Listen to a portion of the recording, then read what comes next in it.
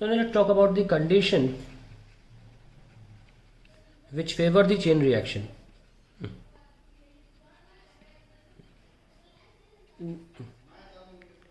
Chain reaction,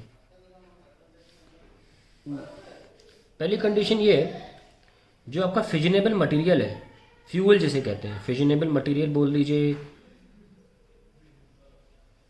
या जो fuel है, कौन है वो? यूरेनियम, है ना। should be of critical size, should be of some critical size.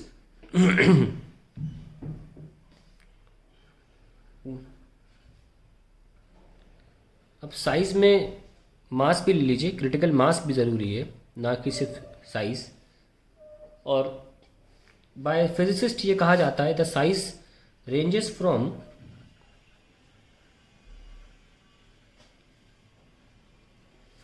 a size of football to a size of tennis ball, to a size of tennis या cricket ball, size of tennis ball। अगर ये size नहीं होगा तो दो problem होगी, एक तो चेन रिएक्शन होगी नहीं, चेन रिएक्शन इफ नॉट, ये कंडीशन मीट नहीं होती, chain reaction will not take place, क्योंकि उसका मेन कारण ये होगा the neutrons will escape, the neutrons produced will escape.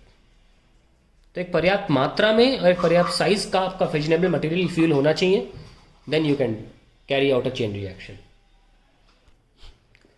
The second condition is the fuel यानी कि यूरेनियम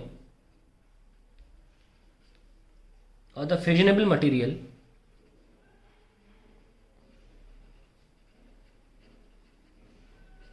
मस्ट बी प्योर,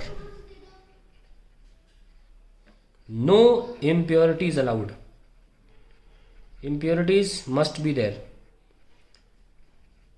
क्यों भाई? if there are impurities then they will absorb the neutrons which are responsible to carry out the chain reaction, to carry out the chain reaction। इसलिए impurities नहीं होनी चाहिए। और तीसरा इम्पोर्टेंट चीज criteria ये है कि रिप्रोडक्शन फैक्टर होता है, रिप्रोडक्शन फैक्टर और क्रिटिकल फैक्टर भी बोलते हैं इसको, या मल्टीप्लिकेशन फैक्टर भी बोलते हैं, और मल्टीप्लिकेशन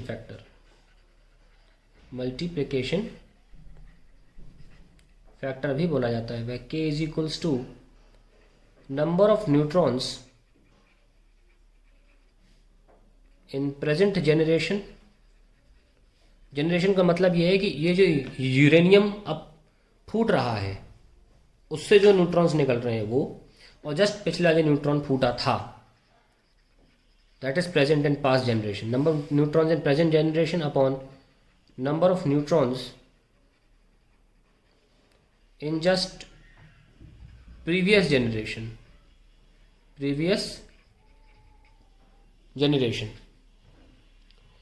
इसकी वैल्यू जो होती है वो 1 आनी चाहिए।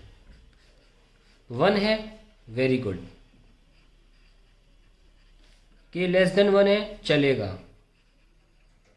के ग्रेटर देन 1 बिल्कुल नहीं चलेगा, वेरी डेंजरस अनकंट्रोल्ड वाली स्थिति आ जाएगी। ठीक है, तो ये नहीं होना चाहिए। तो इसीलिए k इक्वल टू 1 को क्रिटिकल वैल्यू बोला गया है, क्रिटिकल वैल्यू बोला गया है, वो यही बेस्ट होती है।